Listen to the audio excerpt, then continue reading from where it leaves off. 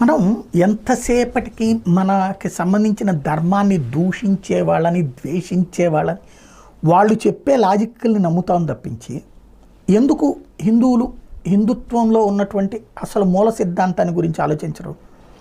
నువ్వు చీర కట్టావా, పంజాబీ డ్రెస్ వేసావా, లేకపోతే గనక చుడీదార్ వేసావా, ఇది నీ ధర్మం ప్రకారం నువ్వు ఈ బట్టే కట్టాలని ఏమైనా చెప్తుందా హిందూ ధర్మం?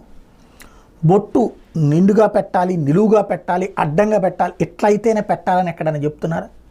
ఎవరిష్ట ప్రకారం వాళ్ళు పెట్టుకున్నారు. బొట్టు లేకుండా బతుకుతుంటే కూడా హిందువుల్లో ఏమైనా శిక్షలు ఉన్నాయా? అదే ఆఫ్ఘనిస్తాన్లో శిక్షలు, లేకపోతే ఇరాన్లో శిక్షలో చూస్తున్నాం కదా ప్రత్యక్షంగా. మరి అట్లాంటి వేధింపులు ఎక్కడన్నా హిందూ ధర్మంలో ఉన్నాయా? లేదు. పరమత సహనం. ఈ దేశంలో పుట్టినటువంటి మతం కాదు కదా ఇస్లాం మతం కానీ, లేకపోతే క్రైస్తవం కానీ. హిందూ దేశమైనటువంటి భారతదేశంలోకి చొరబడ్డటువంటి రాజులు ఇక్కడున్న సంస్కృతి